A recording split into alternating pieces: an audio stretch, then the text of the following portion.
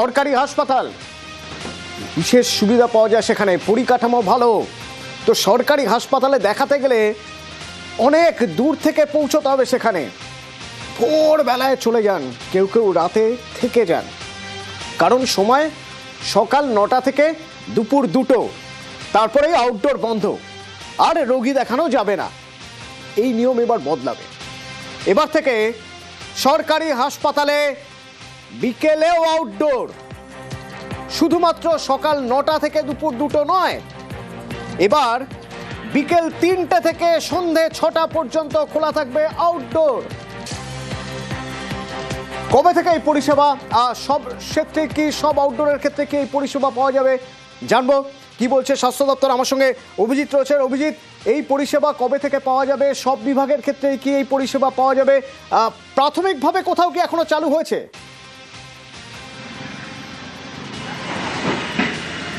নিঃসন্দেহে যেটা প্রথমেই বলে রাখি যে গত বেশ কিছুদিন ধরে রাজ্যের স্বাস্থ্য দপ্তরের কর্তারা ব্যক্তিরা তারা যেটা ভাবছিলেন যে বহু ক্ষেত্রে লাখ লাখ রোগী তারা বিভিন্ন সরকারি হাসপাতালে আউটডোরে গিয়ে ডাক্তার দেখাতে কাল ঘাম ছুটে যায়। বহু ক্ষেত্রেই বাচ্চা কোলে নিয়ে, বাচ্চা থেকে বয়স্ক মানুষ, তাদের খুব অসুবিধার মধ্যে পড়তে হয়। অনেক ক্ষেত্রে তারা ডাক্তারের অবধি পৌঁছাতেই পারে না। আবার ডাক্তারবাবুদের ক্ষেত্রেও যেটা দেখা যায় যে চিকিৎসকরা তারা রোগীকে ভালো করে পরীক্ষাই করতে পারে না, এত কম সময়, বহু ক্ষেত্রে মাত্র 2 মিনিট সময় পায়। সেই কারণেই এই বিকেল 3টে থেকে সন্ধ্যে 6টা পর্যন্ত এই ইভিনিং আউটডোর বা বিকেলের আউটডোর পরিষেবা চালু হচ্ছে রাজ্যের সমস্ত সরকারি হাসপাতালে। 14টি জেলা হাসপাতাল এবং 71টি সুপার স্পেশালিটি মহকুমা এবং স্টেট জেনারেল হাসপাতালে এই পরিষেবা চালু হচ্ছে। এবং এই পরিষেবা যেটা প্রাথমিকভাবে শিশু বিভাগ অর্থাৎ পেডিয়াট্রিক শিশু বিভাগ এবং গাইনি অর্থাৎ প্রসূতি এবং স্ত্রী রোগ বিভাগে চালু হচ্ছে। পরবর্তীকালে ধাপে ধাপে বাকি সমস্ত ডিপার্টমেন্ট অর্থাৎ মেডিসিন থেকে শুরু করে ইউরোলজি থেকে আরম্ভ করে সমস্ত ডিপার্টমেন্টগুলোতে, ক্যান্সার, সব ডিপার্টমেন্টেই এই পরিষেবা চালু হবে। এবং প্রাথমিকভাবে একদম দক্ষিণ দিনাজপুরের বালুরঘাট থেকে শুরু করে শিলিগুড়ি, বালুরঘাটে সম্ভবত শুরু করে দিয়েছে রাজ্য স্বাস্থ্য দপ্তর পরীক্ষামূলকভাবে। এবং শিলিগুড়ি, আমাদের দক্ষিণ 24 পরগনার কাকদ্বীপ, পশ্চিম মেদিনীপুর, এই জায়গাগুলোতে এই পরিষেবা আস্তে আস্তে চালু হচ্ছে। এবং পরবর্তীকালে খুব দ্রুত সমস্ত সরকারি হাসপাতালে এই পরিষেবা পাওয়া যাবে। অর্থাৎ বিকেল 3টে থেকে সন্ধ্যে 6টা পর্যন্ত এই আউটডোর পরিষেবা সমস্ত ধরনের রোগীরা তারা এই পরিষেবা নিতে পারবে। অর্থাৎ ধন্যবাদ অভিজিৎ। তুমি বলছিলে বালুরঘাটের কথা। বালুরঘাটে ইতিমধ্যেই এই পরিষেবা চালু হয়ে গিয়েছে গত বৃহস্পতিবার থেকে। ধীরে ধীরে শিলিগুড়ি এবং বিভিন্ন হাসপাতালে শুরু হয়ে গিয়েছে। বালুরঘাট থেকে আমার সঙ্গে অনুপ রয়েছেন। অনুপ, কোন কোন বিভাগে এই সেকেন্ড হাফে, মানে বিকেলেও দেখানো সম্ভব হচ্ছে, আর সেখানে বিকেলে আউটডোর পরিষেবা যে দেওয়া হচ্ছে, ভিড় কিরকম হচ্ছে?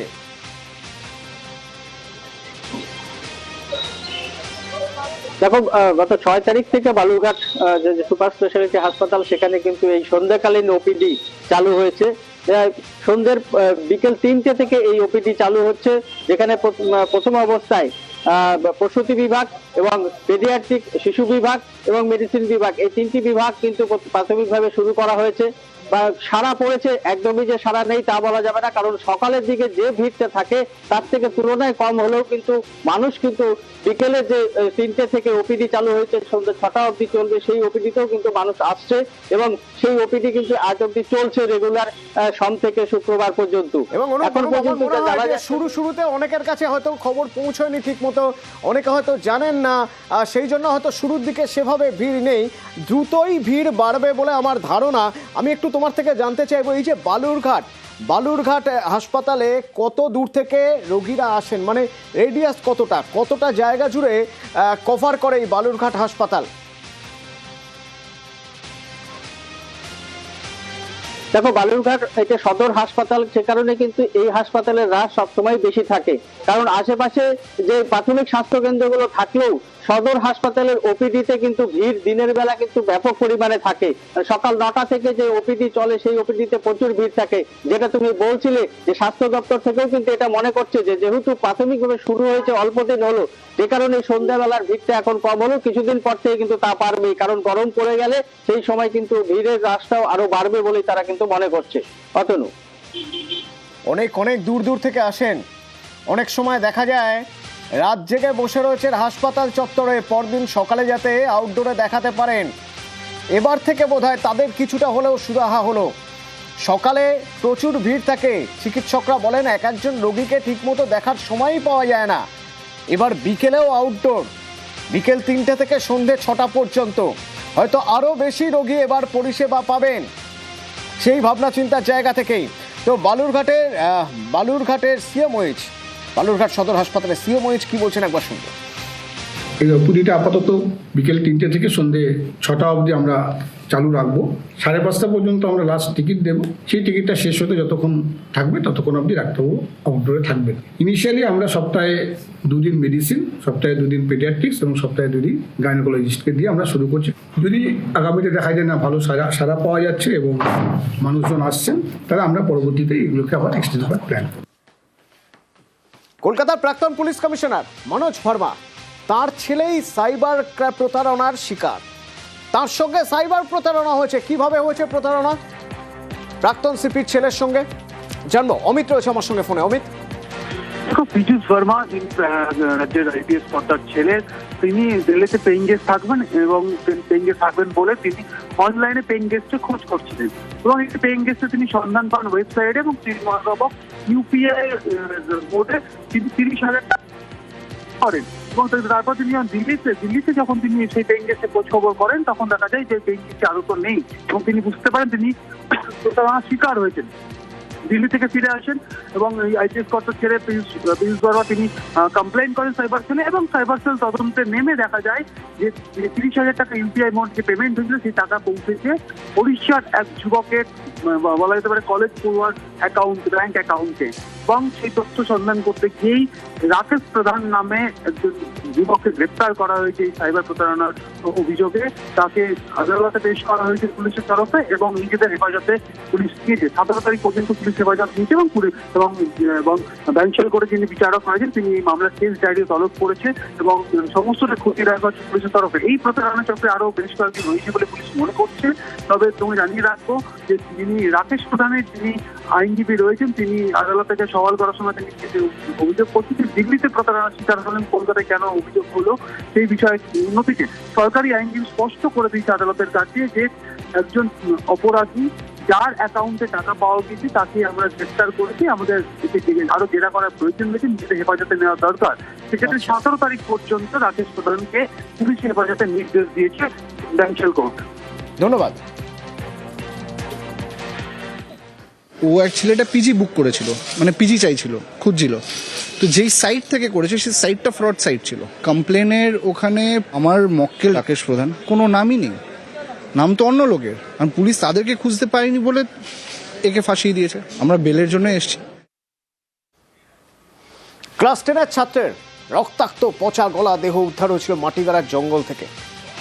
সেই ঘটনা তদন্ত করতে গিয়ে পুলিশ রাজ পাসওয়ান বলে একজনকে গ্রেপ্তার করে। জানা যায় গলায় বেল্ট দিয়ে পেঁচিয়ে শ্বাসরোধ করে মারা হয়েছে ক্লাস 10-এর ওই ছাত্রকে।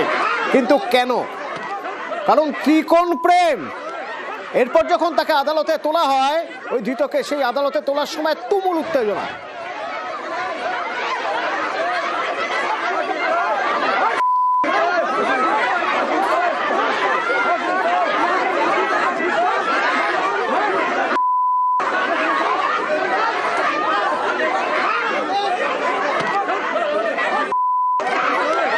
রাজ পাসওয়ানের ফাঁসির দাবি চাইছেন বিক্ষোভকারীরা।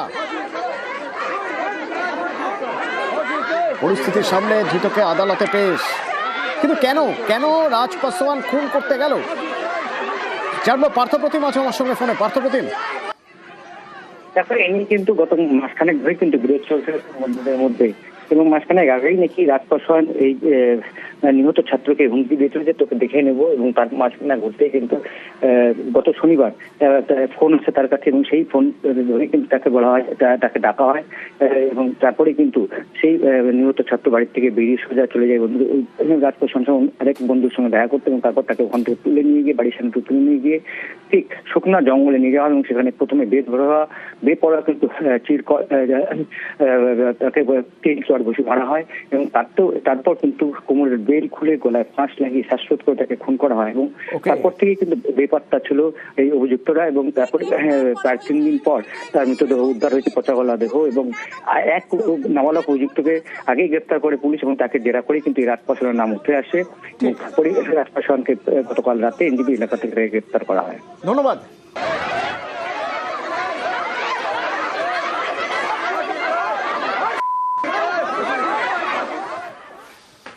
আগামীকাল দিনভর নজর থাকবে বাংলাদেশে, তার কারণ বাংলাদেশে আগামীকাল ভোট।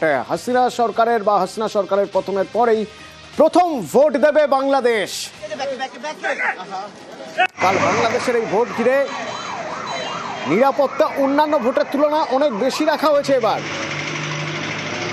ছাত্র বিদ্রোহে পতন হয়েছিল শেখ হাসিনা সরকারের, তারপরে এই ভোট, যে ভোটে শেখ হাসিনার আওয়ামী লীগ নিষিদ্ধ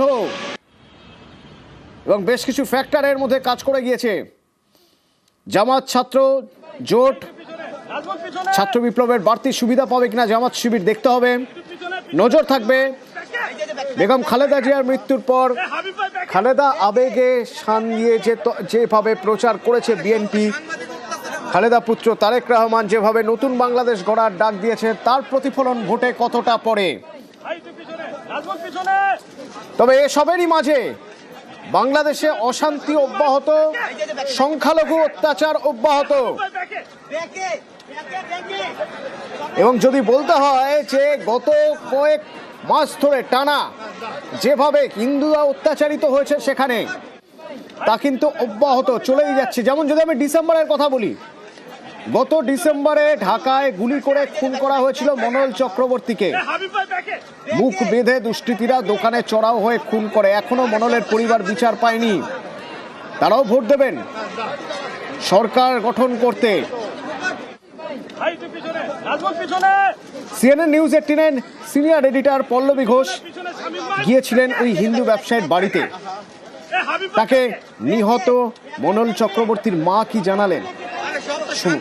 2.5 महीने बाद न्यूज़ 18 फिर से उसी घर पे आ गई है जहां पे मोनोल चक्रवर्ती का हत्या किया गया था। यहाँ पे उनका एक दुकान था और उनके परिवार के लोगों का कहना है कि उनका कोई दुश्मन नहीं था और वो साथ में सबके साथ मिलके रहते थे, लेकिन अचानक देर रात को उनके ऊपर हमला हुआ, उनको मार दिया गया और आज तक नहीं पता चला है कि किसने उसके को मारा, किसका हाथ है उसके पीछे। इस समय इस घर में सिर्फ उनकी माँ है और माँ के पास उनके फोटो है अपने बेटे का, और वो अभी भी इंतजार कर रही है अपने बेटे का कि आखिरी बार एक बार वो उनको देख भी नहीं पाई। उनको ये भी नहीं समझ में आया कि इनको क्यों मारा गया।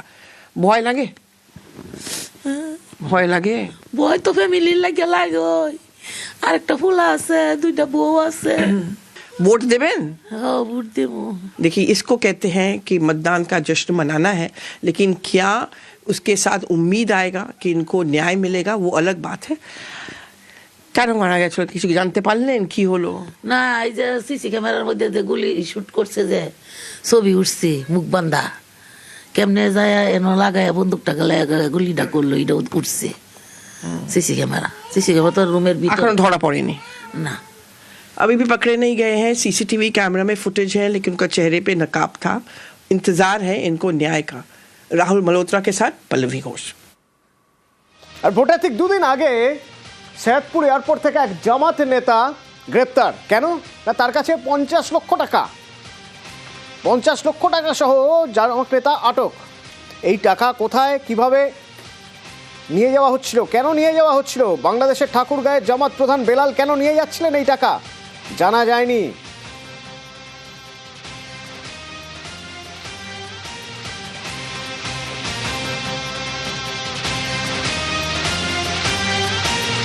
আগামীকাল সকাল 7:30 থেকে ভোট শুরু হবে। ভোট চলবে বিকেল 4:30 পর্যন্ত। বাংলাদেশ ভোটের লাইনে দাঁড়াবে, কিন্তু ভোট কাকে দেবেন?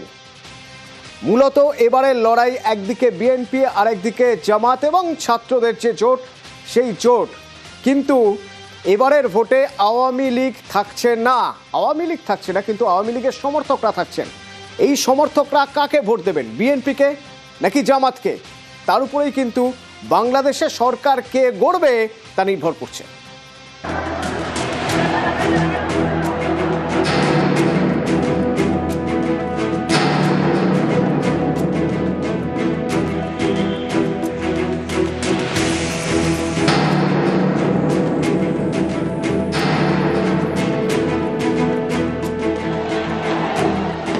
জুলাই 2024 বৈষম্য বিরোধী ছাত্র আন্দোলনে উত্তাল বাংলাদেশ। অগাস্টে জনরোষে প্রধানমন্ত্রিত্ব থেকে ইস্তফা দিলেন শেখ হাসিনা, দেশ ছাড়লেন। বৈষম্য বিরোধী ছাত্রদের সিদ্ধান্তে দেশে গঠিত হলো তদারকি সরকার। তদারকি সরকারের মাথায় নোবেলজয়ী মোহাম্মদ ইউনূস। কথা ছিল দায়িত্ব নিয়েই ভোট করাবেন ইউনূস, কিন্তু ভোট ঘোষণা তো দূরের কথা, উল্টে একের পর এক জায়গায় অশান্তি শুরু হয়। আওয়ামী লীগের নেতাদের উপর জনরোষ আছড়ে পড়ল। বঙ্গবন্ধু স্মৃতি বিজড়িত 32 ধানমন্ডির বাড়িতে বারবার হামলা চলল। এক শ্রেণীর মানুষের মধ্যে বাড়তে থাকলো ভারত বিদ্বেষ, আর এক শ্রেণীর নেতারা সেই ভারত বিদ্বেষের পালে হাওয়া লাগিয়ে প্রাসঙ্গিক থাকার চেষ্টা করে গেলেন। বছর ঘুরে গেল, অশান্তি চলতেই থাকলো। 2025 সালের শেষে পরিস্থিতি চরমে উঠল। 12ই ডিসেম্বর জুলাই গণ অভ্যুত্থানের অন্যতম আন্দোলনকারী ওসমান হাদি গুলিবিদ্ধ হলেন। 18ই ডিসেম্বর সিঙ্গাপুরে চিকিৎসাধীন অবস্থায় মারা যান। নতুন করে আগুন ছড়িয়ে পড়ল বাংলাদেশে। এবার সবচেয়ে বেশি আক্রান্ত হলেন বাংলাদেশের সংখ্যালঘুরা, হিন্দুরা।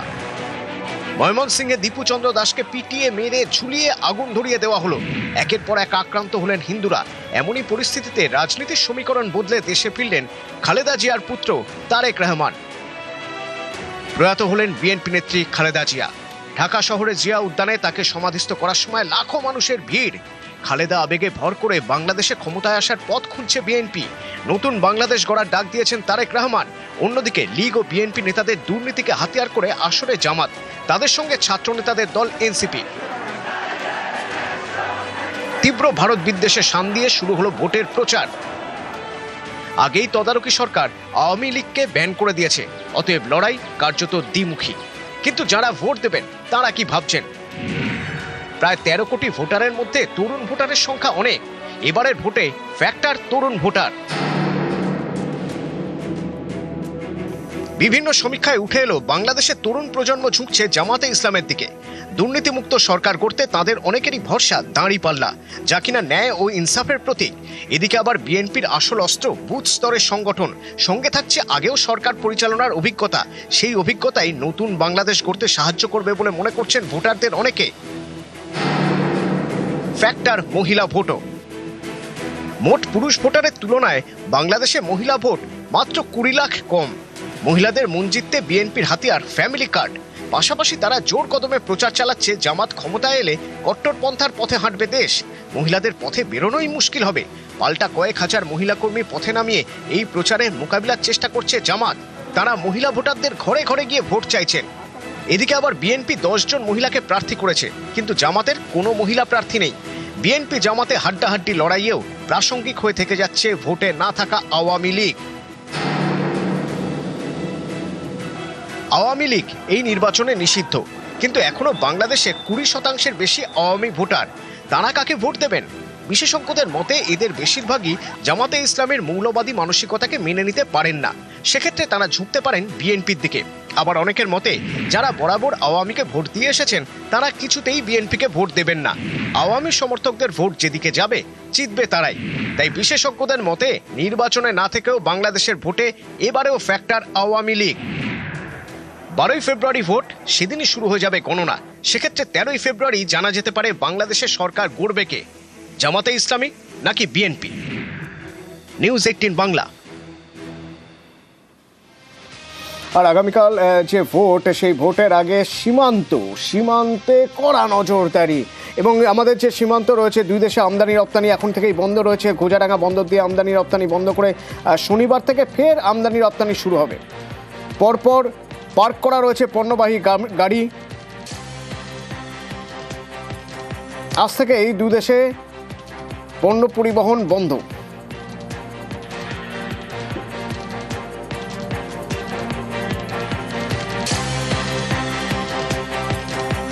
পার্কিং আছে, একটা দিনে একটু অসুবিধা হবে, আবার ভোট হয়ে যাবে। শনিবার থেকে আবার এক্সপোর্ট ইম্পোর্ট চালু হয়ে যাবে। পরিবেশ সবই ঠান্ডা আছে। আমাদের পার্শ্ববর্তী দেশ, সেরকম কোনো নিউজ আমরা পাইনি। তবে এক্সপোর্ট ইম্পোর্ট এখানে নিরাপত্তা পালন আছে, শান্তিভাবে হয়।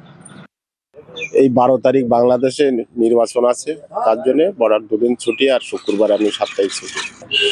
শনিবার থেকে আবার এসেছি আর কি, মাল বুঝাই করে। তাদের প্রতি সমস্যা হচ্ছে নাকি? সমস্যা তারা পার্কিং এক্সট্রা করে যাবে।